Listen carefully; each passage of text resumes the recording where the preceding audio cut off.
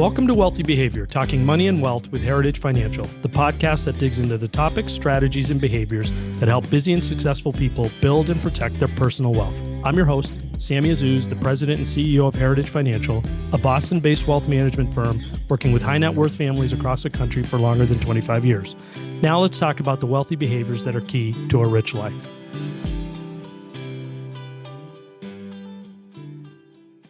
On this episode of the podcast, we're speaking once again to Ken Shinoda, portfolio manager at DoubleLine Capital, where he manages and co-manages several fixed income strategies, as well as overseeing the team investing in non-agency-backed mortgage securities. We first had Ken on in a very interesting time in the bond market exactly 2 years ago. And now a couple years later, I wanted to chat with him again about the bond market, the economic outlook, risks he's seeing, and the mortgage market. Welcome back to Wealthy Behavior, Ken. Thanks for having me, Sammy. Absolutely. So remind our listeners again about DoubleLine and your role. DoubleLine is predominantly a fixed income asset manager. We have about 93 billion of AUM, but we also have some smart beta equity products and commodity products. So don't sell us short for non-fixed income investments. But we're really well known for being in the mortgage space, the securitized space, things like non-government guaranteed residential commercial mortgages, asset-backed securities, CLOs. We have a great emerging markets team. We have a great corporate bond team. So we manage across different sectors of fixed income and have different products for all your needs. If you need low duration, long duration, intermediate term bond, credit, we've got all sorts of products that we've basically put together for solutions for our clients. Yeah, and we've been working with you guys for a long time, and I really appreciate the opportunity to chat with you again. So, focusing maybe on the U.S. bond market to start, what's your view of the market today and the firm's outlook? Yeah, I think we had a pretty big rally here. We were joking it's a little bit of a buy the rumor, sell the news going to the Fed meeting. We thought that maybe the Fed wouldn't be overly dovish, which they weren't. They were kind of right down the middle of the fairway, and that you get a little bit of a pullback. So you're starting to see that. The Fed dot plots come out to about a 3%-ish, or just inside 3% for their terminal rate or their neutral rate. And then you need some steepness in the yield curve between, Fed funds and the 10-year. So, I think that the 10-year in like the, 4.5 range is probably fairly valued. And that's why you're not breaking down sub 4% on the 10-year. I think to go back to that like 360, 380 level, you'd really need significant weakening in the job market. And so we're kind of neutral here on rates.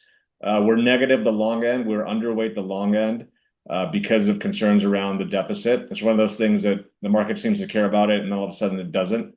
And right now we're in those moments where the market doesn't care about it. But you could see a flip flop in the market's feelings towards debt and increasing deficits, and you can see that long end steepen more. So we have a steepener on in some of our funds that we manage. So I wanted to ask you about the debt and deficit a bit later, but you bring this up at a good time. I've been thinking about, I see these concerns and they're ubiquitous about debt deficit. The numbers don't look great, but I always wonder why the bond market doesn't show more concern via higher rates. So you started to ask that, but my preliminary question, is that a sensible way through which to assess whether the market is concerned about debt or deficits, the long-term rates? Absolutely. I think the market would shun basically being long such low yields and having such duration on. Also, the weakening of the dollar is kind of goes hand in hand with that, and you've already seen some weakening of the dollar.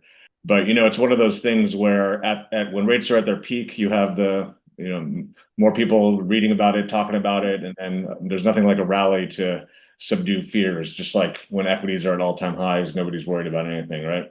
Yeah, absolutely. So why don't you think long-term rates are higher? Well, right now there's demand coming back into the market. You're seeing kind of like banks starting to add back in treasuries. Their deposit flight situation isn't the same as it was, in 2022, 2023. Banks are actually starting to buy MBS again. Mortgage REITs are starting to buy MBS again. So you're just seeing kind of demand for duration out there. Okay.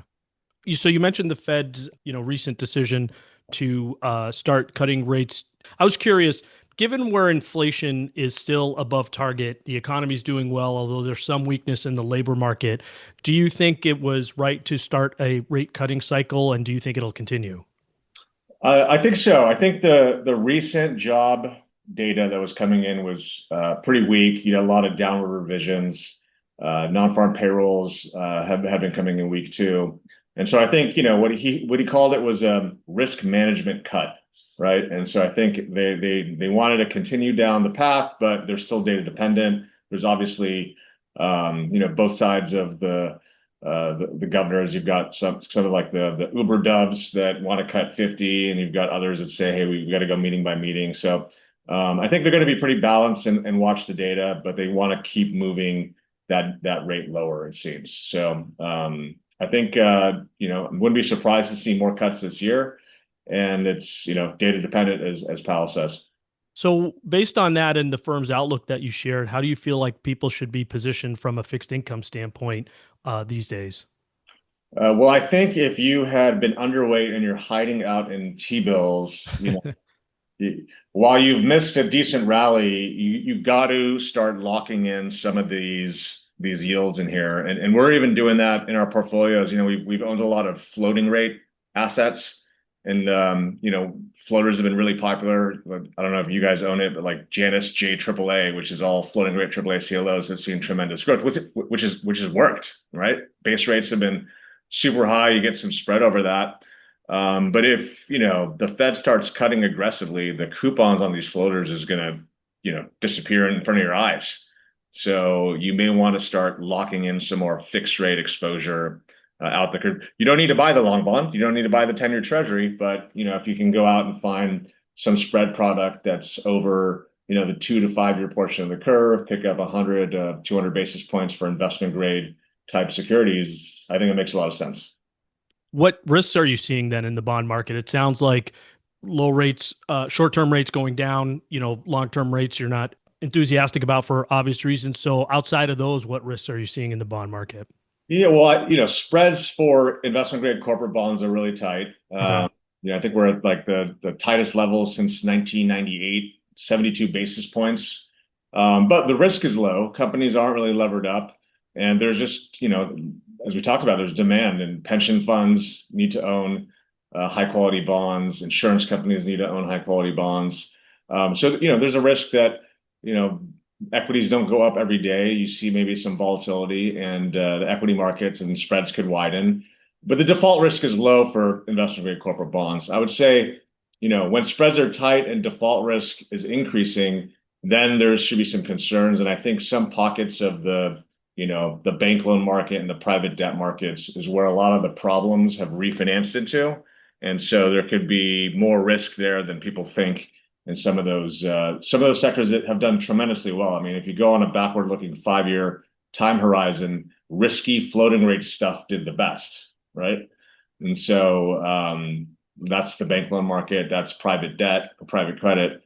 But that's also where a company couldn't refi into the high yield market, and then they went, knocking on the door of the private debt lenders. So I think that there's some risk there if the economy slows down. So people should, don't need to sell everything you own, but just be cognizant that their default risk does exist, and eventually we will have a default cycle. Historically, defaults in private credit have been low. Are you saying that if the economy slows down, that could pick up, or just that people need to be aware of it? I mean, you should think about the private debt markets as being the same risk, if not more risk, than the high yield and bank loan market. Okay. And the only reason that we haven't really seen a default cycle is that the private debt market really grew and proliferated post GFC. And outside of a blip during COVID, we have not really seen a recession, right? And the response to COVID was just massive stimulus, right? And basically a bunch of bailout of markets, and so they haven't really experienced a default cycle. Like, it's going to happen at some point in time, and we just we don't know how that's going to play out. Why do you think the private credit market has grown so large? A lot of it has to do with regulation on the banks. Okay. A lot of the banks were big in middle market lending, like Citigroup, Wells Fargo used to all have kind of middle market lending groups. And then after the GFC, they got really burdened with regulators. And then they started thinking to themselves, well, I've got this investment banker. Do I want them working on, a $2 billion high yield bond issuance or working on this like $100 million transaction? I got to pay them the same amount. And Yep. so you just had a lot of those bankers left and they started doing this direct lending and raising pools of capital. So I just think it was a function of post GFC, banks were traumatized and regulation came in under Dodd-Frank and this type of lending activity moved off balance sheet. You see the same thing kind of in the real estate market these days as well, because so many of these middle market banks are so heavily invested in commercial real estate. They don't have like the appetite to lend, so private capital is going to be raised to do it. And it's not a bad thing. It's a good thing. It's given investors opportunities. It gives companies access to credit. I actually think one of the reasons we didn't go into a recession was there was this kind of like shadow banking system available to lend to companies that were in need during, tough times. And probably here to stay, maybe not at this size, but if the banks face those same regulations and underwriting opportunities, do you feel like private credit's here to stay? It's definitely here to stay, but the banks want back. I don't know if you've noticed, but there's been all this like these partnerships that banks are partnering with the direct lenders because they want the fee business, right? They want the Sure. underwriting fees. So, I think if the banks get deregulated, which is possible under the Trump administration, they're going to expand balance sheet and go back into some of these markets. But I think it's here to stay. I would say that seems like a lot of investors I talk to are heavily allocated, maybe more so than they think they should be. So I think there's going to be a pullback in demand because there's been so much growth there. There's a lot of talk these days about Fed independence for obvious reasons. We don't necessarily have to get into that, but to you as a bond manager, as an investor, how important is it? And are you concerned at all? And do you see any concerns being reflected in the bond market? I think they should be independent. I think that the bond market thinks that the Trump administration is basically going to put in a more dovish Fed, and that's why you're seeing such an aggressive assumption on cuts through the end of next year, right? I think before this Fed meeting, we were pricing in like 150 basis points of cuts through the end of next year. So I think that, and I don't think the market's concerned that the independence is over yet. I think if that becomes a concern, you would have inflation break even spike. People would basically start worrying about inflation again, right? Like we're going to cut too much. And so to the extent that inflation expectations remain anchored, which today they are, there doesn't seem to be that concern yet. So that's what I would watch. I would watch gold. I would watch inflation break evens. Inflation. How do you find or look at inflation break evens? It's through the tips market. The break Okay. even is basically, the market's expectations of inflation for different time periods. Would you look at long-term yields at all or no? Yeah, I mean, I would say the break evens are a more guided tool of Okay. market expectations of inflation than the Okay. longer. Great. Turning to mortgages, last time you provided a great overview of how mortgage rates are determined and what could cause them to go up and down, and how the Fed's QE help keep rates lower through those mortgage purchases. Do you have any updated thoughts on where you see mortgage rates going? And maybe perhaps beyond this, put you on the spot a little bit if you don't mind. If you were giving someone personal finance guidance, friend, a family member, what do you think, quote unquote, a normal range for mortgage rates is now that we're past the zero rate environment? Well, if you go back to pre-GFC, mortgage rates between 5 to 7% were actually pretty normal. Okay. 7% probably the high end. So if we can get that 30-year fixed rate down to a five handle, that historically was actually a pretty low rate. Go talk to your grandparents, right? Or even your parents. I mean, there used to be mortgage rates in the teens a long, long time ago. So I think that we talked about a lot 2 years ago. Spreads are really wide on MBS, partly because rate volatility was high in a hiking cycle, and when bond prices are going down, that puts increases rate volatility as people seek to buy protection. You think about it kind of like VIX, right? Like the VIX goes up when stocks go down. When there's more vol in the equity market, VIX goes up. And when even if stock prices went up really fast, VIX wouldn't be going higher because nobody's really seeking to buy protection, right? So it's when more people want to buy options, essentially the VIX goes up. The move index, which is volatility for interest rates, kind of works the same way. When bond prices are going up, volatility is going down. So a rally, the Fed cutting in a bond market rally, has been good for mortgages. Spreads got as wide as 200. Now they're kind of like 125. So it worked. 125 is kind of the long run average. Even if you took QE out, because QE manipulated spreads really tight for a while. I was just looking at this the other day. I went back to like from 1996 to 2006, the average spread was 125. So we're kind of back to average. What does this mean for Americans? Well, most people don't know, but your mortgage rate is driven really by not where the 10-year treasury yield is, but where the 10-year treasury yield is, plus where mortgage bonds are being sold. And QE helped compress mortgage rates for borrowers. If there wasn't QE, mortgage rates would have been low because rates were low, but QE helped, push that spread even tighter. So one of the things the Trump administration has come out saying is that we're in a housing crisis and we got to get mortgage rates down. They've also said that we need to get the 10-year treasury yield down. It seems like they're kind of accomplishing it one way or another, maybe through just this like future Fed chairman that they'll put in place. The market doesn't believe it yet, but has been talked about is maybe they can get mortgage rates down by doing QE again, even though we're not in a recession. And so that would definitely push spreads tighter. I don't know. I assign pretty low probability to that. And the other thing that I know you were interested in talking about is like, what if they privatize Fannie and Freddie? Well, that would actually make mortgage rates go higher, all else equal, because they would probably need to charge more for the insurance wrapping of these bonds. They're basically quasi government guaranteed. So they collect something called a guarantee fee in order to buy out defaulted loans at par, and so you don't have to take the credit risk as a bond buyer. So I just don't think it's politically expedient to do anything to make mortgage rates go higher. So the only way they would be able to pull it off is that the 10-year treasury yield or the hold curve would need to fall so much that even that guarantee fee going up, the headline mortgage rates would go lower. And so as rates fall, the probability of them being able to politically execute, I think, increases. So I do think, if we get back down to the sub 6%, everyone that has a 6-7% mortgage is going to refi. It'll be bad for prepayments. It'll be good for borrowers. But watch out for adjustable rate mortgages. I mean, as the front end comes down, that's an option. Certain people shouldn't take them out because there's risk associated with adjustable rate mortgages. But from a cash management standpoint, that's a way to get your mortgage rate lower, is you can go down into the adjustable rate products. And you're seeing more issuance of that these days. Does a refinance wave impact the spreads or the mortgage-backed securities market?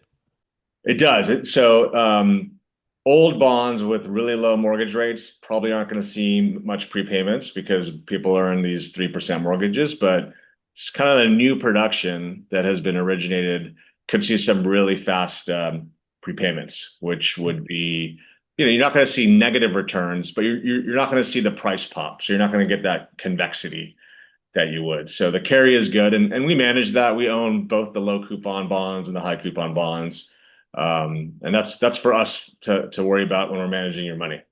Yeah, absolutely. The dollar, I think you referenced the dollar earlier. The dollar is weakened against other currencies, which I guess if you're instituting tariffs according to textbooks shouldn't be happening. Correct me if I'm wrong there, but has the move in the dollar, or how has the move in the dollar impacted the bond market, the US market this year?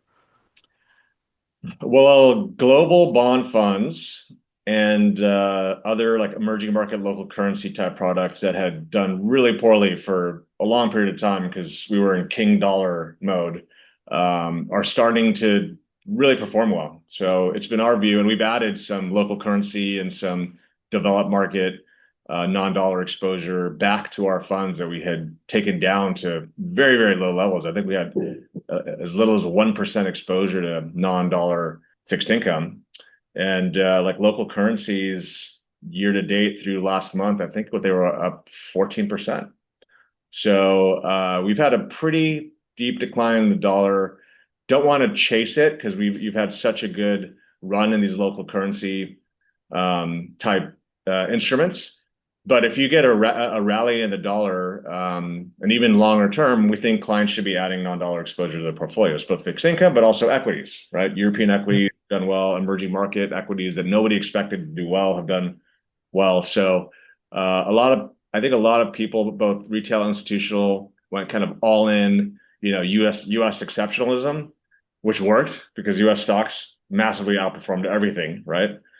It's probably time to keep nibbling and adding back to the non-dollar exposure, both in fixed income and in your equity portfolio.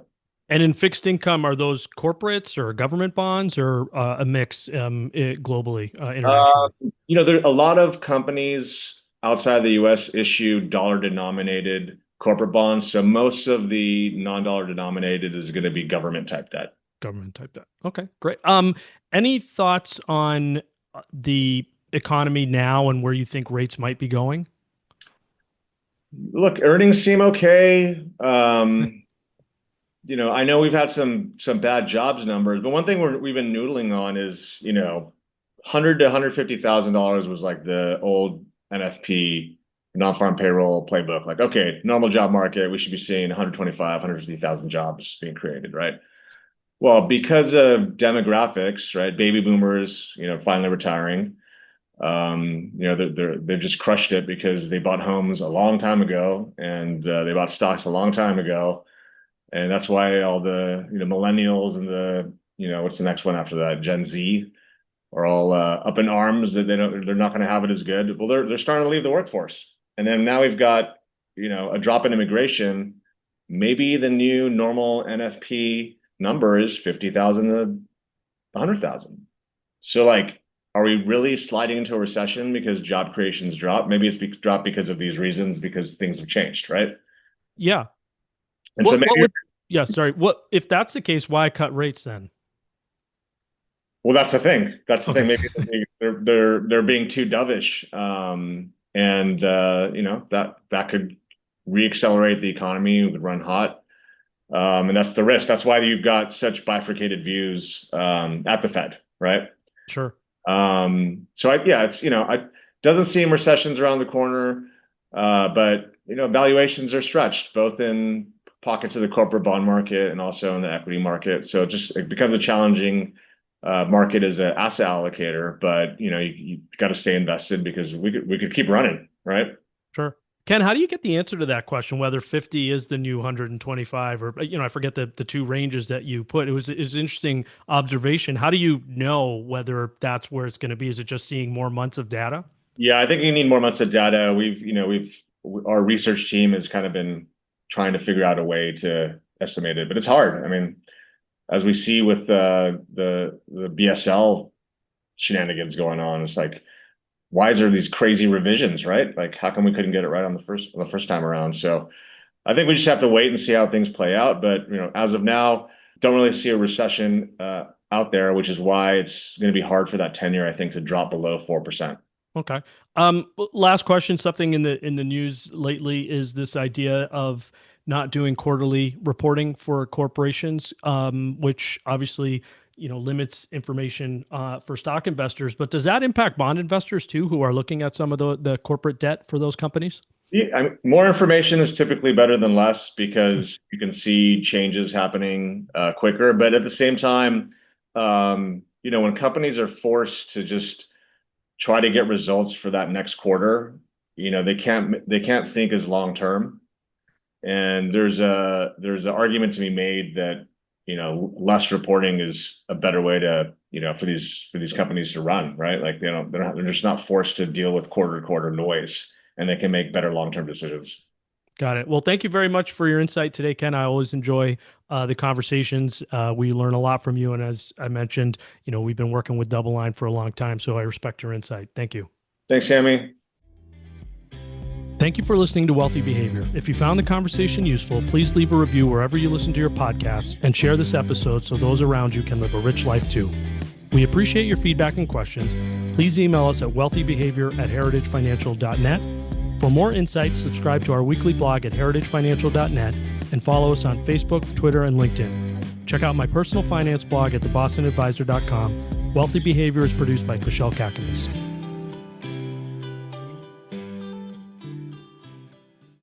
This educational podcast is brought to you by Heritage Financial Services, LLC, located in the greater Boston area. The views and opinions expressed in this podcast are that of the speaker, are subject to change, and do not constitute investment advice or a recommendation regarding any specific product or security. There is no guarantee that any investment or strategy discussed will be successful or will achieve any particular level of results. Investing involves risks, including the potential loss of principal. There has not been and will not be any compensation exchanged between Heritage Financial Services and podcast guests or recommended resources.